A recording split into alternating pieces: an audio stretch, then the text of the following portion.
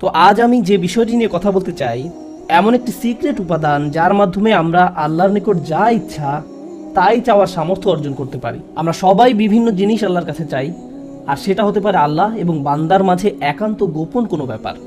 আপনি যদি আসলেই আল্লাহর নিকট থেকে আপনার দোয়ার উত্তর আশা করেন, তাহলে কিছু শর্ত আগে পূরণ করতে হবে।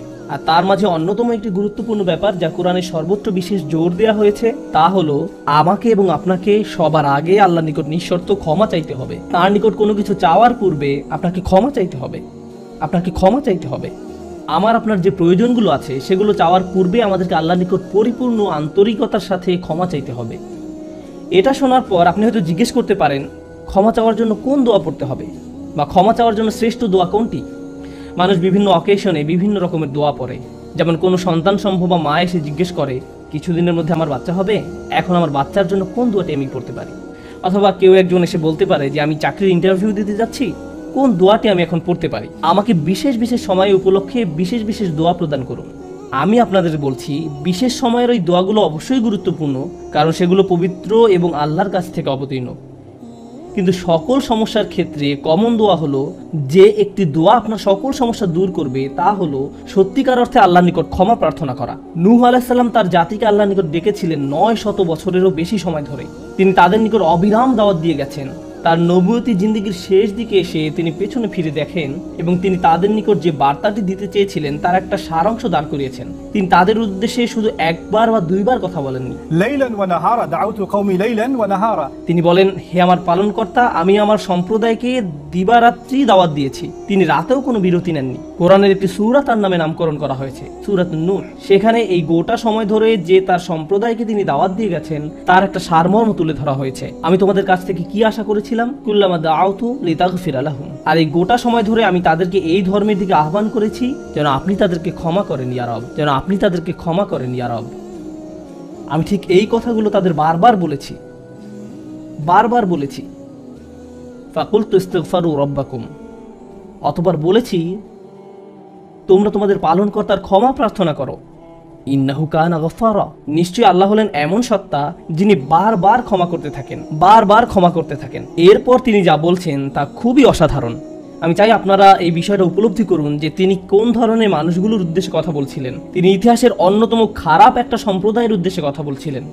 নূহ আলাইহিস সালামের সম্প্রদায়কে পৃথিবীর অন্যতম চরম অবাধ্য জাতিগুলোর একটি হিসেবে বর্ণনা করা হয়েছে। সূরাতুজ জারিয়াতে আল্লাহ বিভিন্ন জাতি সম্পর্কে বর্ণনা করেছেন যারা আল্লাহর বিরুদ্ধে, তাদের নিকট প্রেরিত রাসূলদের বিরুদ্ধে বিদ্রোহ ঘোষণা করেছিল, ফলে তাদের ধ্বংস করে দেয়া হয়েছিল। সূরা আন-নাজমে যখন নূহ আলাইহিস সালামের জাতির কথা আসলো, তিনি বললেন, ওয়া কওমু নূহিম মিন ক্বাবলু ইন্নাহুম কানু হুম আযলামু ওয়া আতগা।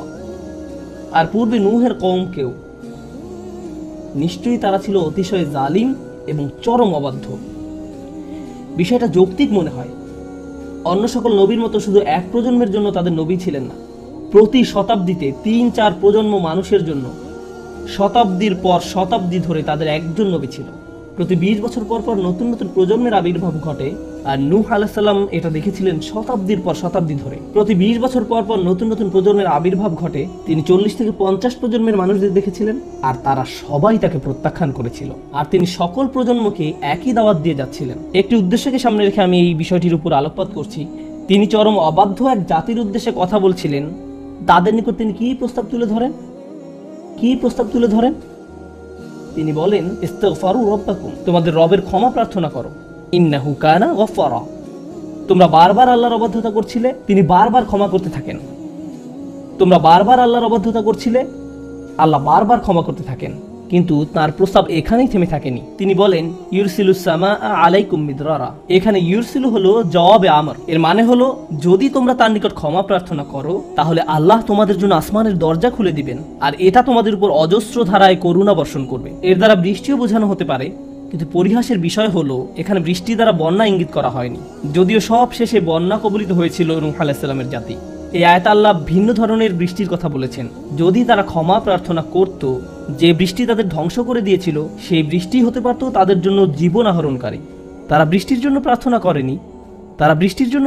করেনি। আর আল্লাহ তাদের বলছেন, ক্ষমা প্রার্থনা করতো যদি তারা, তোমরা যদি ক্ষমা প্রার্থনা করো, আকাশের দরজা তোমাদের জন্য খুলে দেওয়া হবে আর তা বৃষ্টি বর্ষণ করতে থাকবে। আল্লাহ বলেননি যে পানি বর্ষিত হবে, তিনি বলছেন আকাশ বর্ষণ করবে। কারণ আকাশ শুধু বৃষ্টি নয়, আরো রহমত বর্ষণ করতে পারে।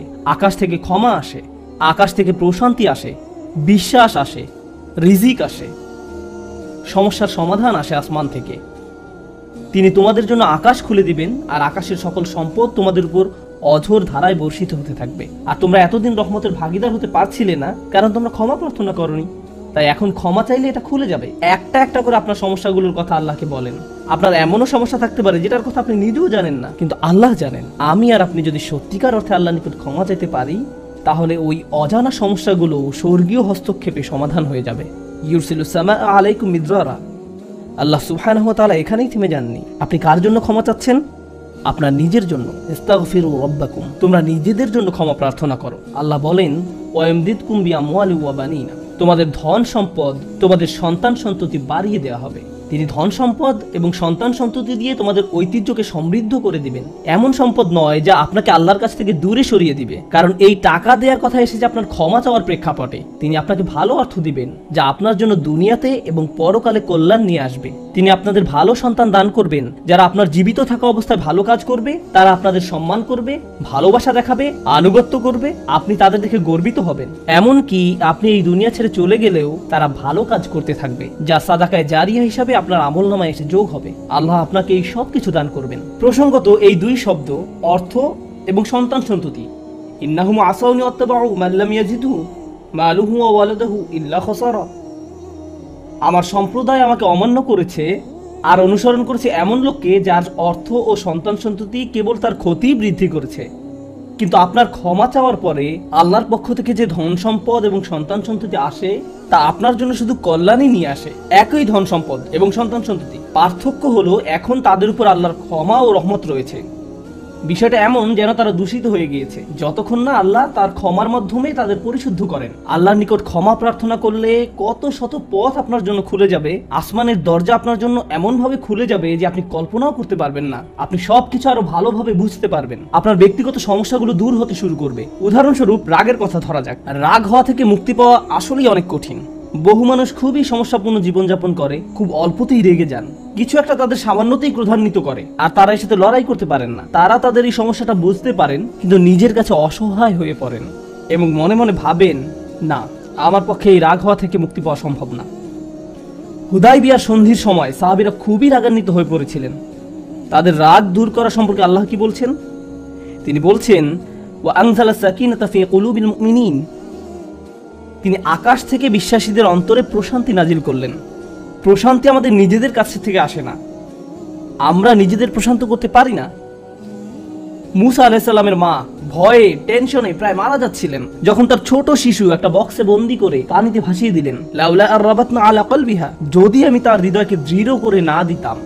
তার নিজের পক্ষে সেই অন্তরকে দৃঢ় করা সম্ভব ছিল না। ঐশ্বরিক হস্তক্ষেপ বলে এটা ব্যাপার আছে।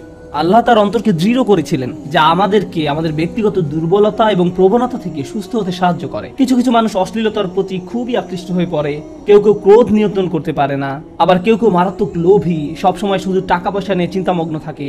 তারা এইসব থেকে বের হয়ে আসতে চায়, কিন্তু নিজেদের সাথে যুদ্ধ করে পারে না। এই সব সমস্যার সমাধান আসে আল্লাহর পক্ষ থেকে। আপনার একান্ত ব্যক্তিগত গভীর সমস্যার সমাধান আসে আসমান থেকে। বৃষ্টি যেমন পৃথিবীকে পরিষ্কার করে দেয়, তেমনি আসমান থেকে আল্লাহর রহমত এসে আপনার সমস্যাগুলোকেও ধুয়ে মুছে পরিষ্কার করে দেয়। ওয়ায়াজআল লাকুম জান্নাতিন ওয়ায়াজআল লাকুম আনহারা। তোমাদের জন্য উদ্যান স্থাপন করবেন, তোমাদের জন্য নদী নালা প্রবাহিত করবেন। অর্থাৎ আল্লাহ বলছেন, যদি শুধু ক্ষমা চাও সবই দিব। আমি আপনি মনে করি যে যদি আমরা আল্লাহর কাছে ক্ষমা চাই তাহলে শুধু ক্ষমা পাবো, কিন্তু আল্লাহ বলছেন, যদি ক্ষমা চাও তাহলে এমন কিছু নেই যা আমি তোমাদের দিব না। বিষয়টা এমন যে আপনি ইচ্ছা করলে এক এক করে বিভিন্ন জিনিস চাইতে পারেন, অথবা শুধু ক্ষমা চান তাহলে সবই পাবেন। কি আর বাকি থাকে? অর্থ, সন্তান সন্ততি, আপনার সকল সমস্যার সমাধানে আকাশ খুলে যাবে, বাগান, নদী, সবকিছু আপনার জন্য প্রস্তুত।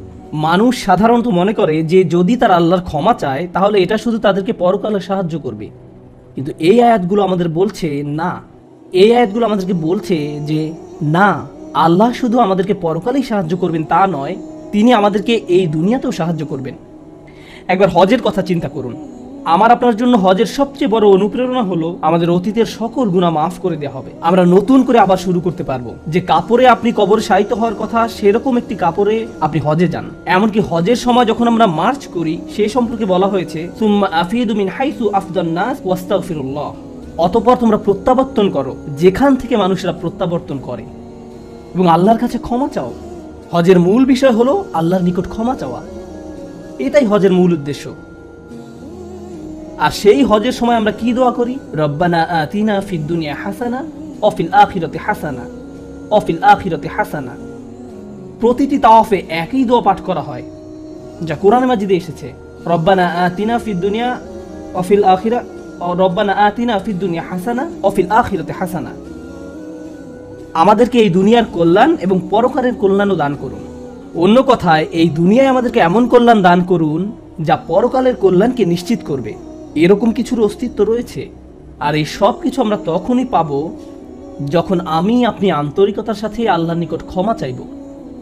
খুতবার এই অংশটার উদ্দেশ্য ছিল আপনাদের নিকট ক্ষমা চাওয়ার কিছু উপকারিতা তুলে ধরা, ক্ষমা চাওয়ার লক্ষ্য বর্ণনা করা। কিন্তু আমরা এখনো বলিনি যে কিভাবে ক্ষমা চাইব। কেউ কেউ কৃত্রিম উপায়ে ক্ষমা চায়, আস্তাগফিরুল্লাহ আস্তাগফিরুল্লাহ আস্তাগফিরুল্লাহ। কারো কারো জন্য এটা এত নকল যে একবার আলী রাদিয়াল্লাহু তাআলা আনহু একজনকে এরূপ করতে দেখে বললেন, তোমার ইস্তেগফারেরও ইস্তেগফার প্রয়োজন। এর মাধ্যমে শুধু জিহ্বার ব্যায়ামই হয়, আর কিছু না। আমি এখন আপনাদের এমন একটি বিষয়ের কথা বলবো যা আমাদেরকে আল্লাহর নিকট ক্ষমা চাওয়া থেকে বিরত রাখে। বিষয়টা একজনের কাছে কতটুকু প্রত্যাশা করা হয় তার সাথে সম্পর্কযুক্ত। কিছু কিছু মানুষ মনে মনে এই সিদ্ধান্ত উপনীত হয়ে যায় যে আমি সারা জীবন ধরে অসংখ্য পাপে নিমজ্জিত ছিলাম, আল্লাহ মনে হয় আমাকে খুব একটা পছন্দ করেন না। কোনো কোনো মানুষ এমনকি এত দূর পর্যন্ত চলে যায় যে বলে ওঠে, আল্লাহ আমাকে পছন্দ করেন না, আল্লাহ আমার উপর খুবই রাগান্বিত। আমি জানতাম আল্লাহ এই কাজগুলো আমাকে করতে নিষেধ করেছেন, কিন্তু তারপরেও আমি করেছি। শুধু একবার নয়, বহুবার এই খারাপ কাজগুলো করেছি। সুতরাং আল্লাহর ভালো মানুষের তালিকায় আমি নেই, আমার নামাজের কোনো দাম নেই। মানুষ যখন নিজের সম্পর্কে এইরকম ধারণা পোষণ করে, তখন সে কি করে জানেন? আমি তো খুবই খারাপ মানুষ। আপনি কি আমার জন্য একটু দোয়া করতে পারবেন? কারণ আমি ইতিমধ্যে দোয়া করার যোগ্যতা হারিয়ে ফেলেছি। এখন আপনাকে আমার জন্য দোয়া করতে হবে, কারণ আমি আশা করছি আল্লাহ অন্তত আপনার দোয়া কবুল করবেন। এতে হয়তো আমার একটা সুযোগ তৈরি হতে পারে, কারণ আমার কথা তিনি শুনবেন না। আপনাদেরকে আবার একটু পিছনে নিয়ে যাই। নূহ আলাইহিস সালাম কাদের কাছে আল্লাহর নিকট ক্ষমা চাওয়ার এই প্রস্তাব তুলে ধরেছিলেন? নূহ আলাইহিস সালাম কি এমন মানুষদের নিকট এই প্রস্তাব তুলে ধরেছিলেন যারা সারা রাত মসজিদে কাটাতো, যারা প্রতি বছর হজ পালন করতে যেত, রোজা রাখতো এবং অন্যান্য সৎ কাজ করত? না, নূহ আলাইহিস সালাম ক্ষমা পাওয়ার এই প্রস্তাব তুলে ধরেন ইতিহাসের অন্যতম একটি বিদ্রোহী সম্প্রদায়ের প্রতি, যারা প্রজন্মের পর প্রজন্ম ধরে বিদ্রোহী ছিল। তিনি তাদের বলেন, তোমরা যদি শুধু ক্ষমা চাও, আল্লাহ শুধু তোমাদের ক্ষমা করবেন তাই নয়, বরং তিনি তোমাদের জন্য আকাশের ধনভাণ্ডার খুলে দেবেন। নিজের সম্পর্কে এমন বলবেন না যে আমি অনেক দূরে হারিয়ে গেছি, যদি কিছু হয় তা হবে আমার মায়ের দোয়াতে বা অন্য কারো দোয়াতে। আপনার মনের এমন অবস্থার সুযোগ গ্রহণ করে শয়তান। মানুষের মনের হতাশাজনক পরিস্থিতির সুযোগ গ্রহণ করে শয়তান, আর এর মাধ্যমে তাকে শিরকে নিমজ্জিত করে। এই হতাশা শিরকের একটি দরজা। কেন জানেন? তখন মিথ্যা ধর্ম আসে এবং আপনাকে বলে, আপনি তো অনেক বড় পাপী, আপনার পক্ষে ক্ষমা পাওয়া সম্ভব নয়। যিশুকে বলুন আপনাকে ক্ষমা করে দিতে। আপনি যিশুর সাথে ভালো সম্পর্ক করুন, তিনি আল্লাহর সাথে আপনার সম্পর্ক ভালো করে দিবেন। আল্লাহ এবং আপনার মাঝখানে যিশু এসে দাঁড়াবে, অথবা তারা অন্য কাউকে মাঝখানে দাঁড় করাবে, বলবে অমুক পীর, তার কবরের কাছে গিয়ে কিছু চকলেট রাখো। তাহলে তিনি আল্লাহকে বলবেন আপনার সমস্যার সমাধান করে দিতে। আপনি এখন আল্লাহর সাথে কথা বলতে পারবেন না, কিন্তু ওই পীর তিনি আল্লাহর প্রিয় বান্দা, তাই আপনি তার মাধ্যমে আল্লাহর কাছে আপনার দরখাস্ত পেশ করুন। এভাবে শিরকের দরজা খুলে যায়। অন্য কথায়, আল্লাহর সাথে আমাদের সরাসরি যোগাযোগের মূল বিষয়টি, তাওহীদের মানেই হলো সরাসরি যোগাযোগ। লা ইলাহা ইল্লাল্লাহ একই কথা বলে। আর এই সব কিছুর মূল কথা হলো, আপনার যা প্রয়োজন তা সরাসরি আল্লাহর নিকট প্রার্থনা করুন। যে বিষয়টি আমাদের সকল প্রয়োজন পূরণ করবে তা হলো আল্লাহর নিকট ক্ষমা প্রার্থনা করা। এখন এই ক্ষমা চাওয়াটা দুইভাবে হয়ে থাকে, জিহ্বার মাধ্যমে ক্ষমা চাওয়া এবং অন্তরের মাধ্যমে ক্ষমা চাওয়া। মানুষ সাধারণত নিজের পক্ষে যুক্তি দিয়ে থাকে। আমি যদি কোনো কারণে আপনার সমালোচনা করি, যেমন ধরুন কাউকে বললাম, এই যে আমি আপনাকে অমুক অমুক কথা বলতে শুনেছি, সে তাৎক্ষণিক হয়তো বলে উঠবে, এক্সকিউজ মি, আমি এমনটা বোঝাতে চাইনি, আপনি তো পুরো ঘটনাটা জানেনই না। আপনি সাথে সাথে নিজের পক্ষে যুক্তি দিতে শুরু করেন, আত্মরক্ষামূলক হয়ে ওঠেন। বালিল ইনসানু আলা নাফসিহি বাসীরা ওয়ালাউ আলকা মাআযিরা। মানুষ নিজের সম্পর্কে সুধারণা পোষণ করে, তারা প্রচুর অজুহাত দেখায়। আপনি যদি আসলেই আল্লাহর ক্ষমা চান, আপনাকে নিরিবিলি একটা সময় খুঁজে পেতে হবে। যদি আরবিতে দোয়া করতে না পারেন, কোনো সমস্যা নেই। আপনি শুধু পাঞ্জাবি, বাংলা, বাহাসা বা উর্দু জানেন, কোনো ব্যাপার না। আপনি আপনার নিজস্ব ভাষাতেই আল্লাহর সাথে কথা বলুন, আন্তরিকতার সাথে আপনার অপরাধগুলো স্বীকার করুন, কোনো অজুহাত দেখাবেন না। এরকমটা করতে পারা আসলেই কঠিন, কারণ আয়নার সামনে দাঁড়িয়েও আমরা নিজের সাথে মিথ্যে কথা বলি, নিজেকে এভাবে প্রবোধ দেই, আমি আসলে অত খারাপ না, আমি যা যা করেছি তার কারণ আছে। যখন আপনি আল্লাহর সামনে দাঁড়াবেন, নিজের কাজের বৈধতা দেওয়ার কথা ভুলে যান। আল্লাহ জানেন আপনি কি অবস্থার মধ্যে দিয়ে যাচ্ছেন, তিনি জানেন এটা কঠিন সময় ছিল, তিনি জানেন অমুক অমুক বিষয় আপনাকে সম্পূর্ণ গ্রাস করে ফেলেছিল। ইয়া রব, আমি অনেক চাপের মধ্যে ছিলাম তাই মদ খেয়েছি। তিনি আপনার সবগুলো অজুহাত সম্পর্কে আপনার চেয়ে ভালোভাবে জানেন। আপনাকে অকপটে তার নিকট আসতে হবে, ফিল্টার ছাড়া, কোনো দ্বিধাদ্বন্দ্ব ছাড়া, নির্দ্বিধায়, কোনো রকমের বিব্রত বোধ করা ছাড়া। অনেক সময় আমরা নিজেদের পাপ স্বীকার করতে বিব্রত বোধ করি, একরাশ লজ্জা এসে আমাদের জড়িয়ে ধরে। কিন্তু যতক্ষণ না আপনি আল্লাহর নিকট অকপটে সকল পাপ স্বীকার করে নিচ্ছেন, আর এভাবে যখন নিজের উপর যে অন্যায়গুলো এতদিন ধরে করে এসছেন তা আপনি মুখ দিয়ে উচ্চারণ করতে শুরু করবেন, আমার বিশ্বাস করতে কষ্ট হয় যে সে সময় আপনার চোখ দিয়ে কোনো অশ্রু নির্গত হবে না। একজন মানুষের পক্ষে এটা অসম্ভব যে সে আল্লাহর সামনে এভাবে নিজেকে খোলাখুলি উপস্থাপন করবে আর তার চোখ দিয়ে কোনো অশ্রু বের হবে না, কারণ এটা দুর্বলতা প্রকাশের সময়। দুনিয়ার সামনে আমরা সাধারণত নিজেকে শক্তিশালী, আত্মবিশ্বাসী এবং দিব্যি সুস্থ হিসাবে উপস্থাপন করি। সবাই আমাদের দেখে মনে করে সবকিছু ঠিক আছে, কিন্তু ভেতরে ভেতরে যে আমি বহু সমস্যায় জর্জরিত তা একমাত্র আল্লাহ জানেন। আপনাকে সকল জড়তা কেটে তার নিকট সম্পূর্ণ খোলাখুলিভাবে নিজেকে উপস্থাপন করতে হবে, আর কেবল তখনই আপনি আল্লাহর নিকট ক্ষমা চাওয়ার অবস্থানে যেতে পারবেন। তারপর সিজদায় গিয়ে কাঁদতে থাকুন। তখন এটা শুধুমাত্র আস্তাগফিরুল্লাহ আস্তাগফিরুল্লাহ বলার মতো হবে না, এটা হয়ে উঠবে আল্লাহর সাথে একটি সত্যিকারের কথোপকথন, আল্লাহর নিকট সত্যিকার অর্থে পাপ স্বীকার। এটা খুবই শক্তিশালী একটা অনুশীলন, চেষ্টা করে দেখুন। আপনাকে একটা নিরিবিলি সময় খুঁজে পেতে হবে। নিশ্চিত করুন যে কেউ আপনার কথা শুনছে না। আপনার স্ত্রী বিছানায় শুয়ে আছে, এমত অবস্থায় মাঝরাতে ঘুম থেকে উঠে এভাবে দোয়া করতে পারবেন না, ইয়া আল্লাহ আমাকে ক্ষমা করে দিন, কারণ আপনার স্ত্রী তো আপনার দোয়া শুনতে পাচ্ছে। এভাবে করাটা নিষিদ্ধ নয়, কিন্তু একা একা দোয়া করা আপনার জন্য ভালো হবে। মোট কথা, নির্জন কোনো জায়গা খুঁজে বের করুন যেখানে আপনি একান্তে আল্লাহর সাথে কথা বলতে পারবেন। যদি আপনি এক গাদা আরবি দোয়া মুখস্থ করেন যার অর্থও আপনি জানেন না, আর বিড়বিড় করে সেগুলো উচ্চারণ করতে থাকেন, সে দোয়াগুলো অবশ্যই উত্তম এবং শক্তিশালী, কিন্তু আপনার অন্তরের সাথে যদি সেগুলোর কোনো যোগাযোগ না থাকে, শুধু জিহ্বা দিয়ে উচ্চারণ করছেন, তাহলে আপনি আসলে ক্ষমা প্রার্থনা করছেন না। আল্লাহ আপনাকে এই জিকিরের পুরস্কার দান করুন, কিন্তু এর নাম আসলে ইস্তেগফার বা ক্ষমা প্রার্থনা নয়। ইস্তেগফার অন্য কিছু। যখন আপনার চক্ষু খুলে অশ্রু নির্গত হতে শুরু করে, তখন আকাশের দরজা খুলে যায়, তখনই সেটা খুলবে। এই দুইটার মাঝে একটা কানেকশন আছে। সর্বশেষ যে বিষয়টি আমি আপনাদের সাথে শেয়ার করতে চাই তা হলো আল্লাহর উপর আশা ধরে রাখা। অনেকের জন্য এই বিষয়টা মেনে নেওয়া বেশ কঠিন যে আল্লাহ তার কথা শুনবেন, আমার দোয়া তার নিকট গুরুত্বহীন, আমি দোয়া করার কোনো অর্থ দেখি না। আপনাদের একটা কথা বলে রাখি, আল্লাহর নিকট থেকে আপনি সর্বশ্রেষ্ঠ যে উপহারটি পাবেন তা কি জানেন? ক্ষমা। এটাই সর্বশ্রেষ্ঠ উপহার। আপনি এটার মূল্য উপলব্ধি করুন আর নাই করুন, আর যা কিছু আল্লাহ আপনাকে দিবেন বলেছেন এর সবই অতিরিক্ত। আপনাদেরকে একটা উদাহরণ দিই। আমার অনেকগুলো সন্তান আছে। ধরুন আমার এক সন্তানের উপর আমি খুবই অসন্তুষ্ট, সে কোনো একটা অন্যায় করেছে, আমি খুবই রাগান্বিত হয়ে আছি, আমার বিশ্বাস করতে কষ্ট হয় যে তুমি এটা করেছো। এভাবে আমি তাকে কিছুটা বকাঝকা করলাম, তোমার এটা বলা উচিত হয়নি, তোমার এটা করা উচিত হয়নি। তারপরের দিন অন্য এক সময় আমার জন্য তার কিছু একটা করার কথা, যেমন আমার জন্য একটা কার্ড বানানোর কথা যাতে লেখা থাকবে বাবা আমি তোমাকে ভালোবাসি। সে জিনিসটা আঁকলো, কিন্তু তারপর কি মনে করে এই কাগজটা টুকরা টুকরা করে ময়লার বক্সে ফেলে দিল। এটা দেখে তার অন্য ভাই বলল, তুমি এটা ফেলে দিলে কেন? জবাবে সে বলল, বাবা আমার উপর খুবই রাগান্বিত, তিনি এটার প্রতি কোনো গুরুত্ব দিবেন বলে মনে হয় না। আমি যদি জানতাম যে সে বিষয়টাকে এভাবে দেখছে, তাহলে আমি কি করতাম? আমি কি এভাবে বলতাম যে হ্যাঁ ফেলে দাও?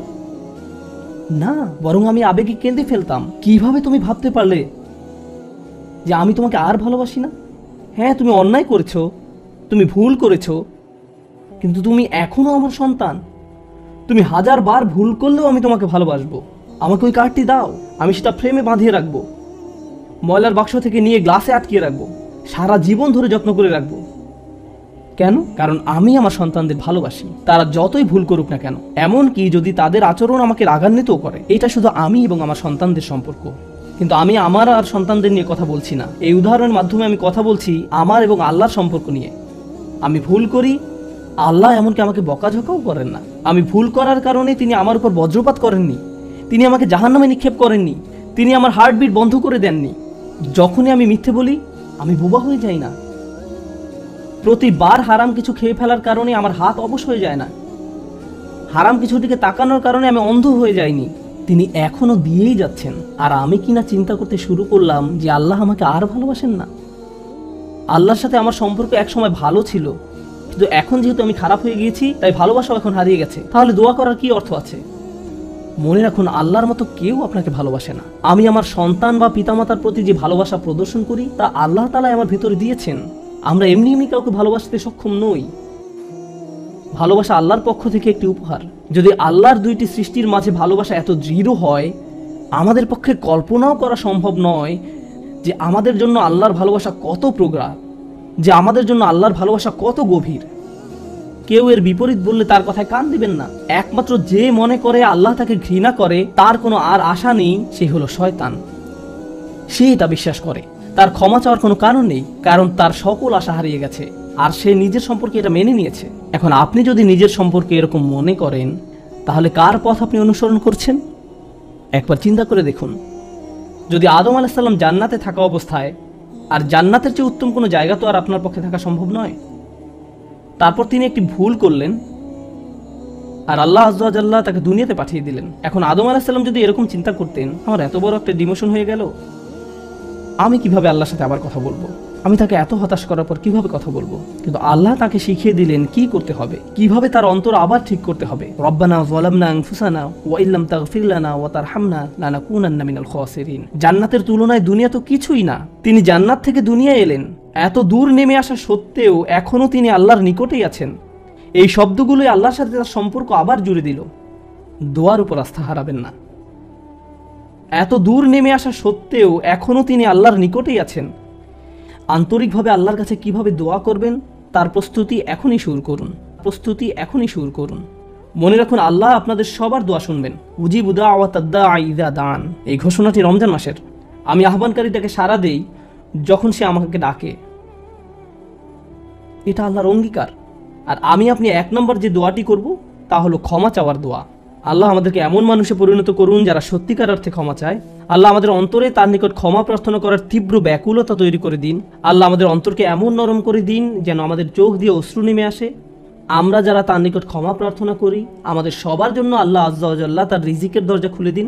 সর্বশেষ একটা বিষয় মনে করিয়ে দিতে চাই যে আল্লাহ আযজা ওয়া জাল্লা অনেক পথভ্রষ্ট জাতিকে ধ্বংস করা থেকে বিরত থাকেন। কেন জানেন? কারণ সেখানে এমন মানুষ রয়েছে যারা আল্লাহর নিকট ক্ষমা চায়। শুধু তাদের মাঝে এমন কিছু মানুষ রয়েছে যারা এখনো আল্লাহর নিকট ক্ষমা প্রার্থনা করে। তাদের কারণেই আল্লাহ গোটা জাতিকে আর ধ্বংস করেন না। ইস্তেগফার করা মানুষে পরিণত হন। আল্লাহ আমাদের সবাইকে রক্ষা করুন। বারাকাল্লাহু লি ওয়া লাকুম। আসসালামু আলাইকুম ওয়া রাহমাতুল্লাহি ওয়া বারাকাতুহু।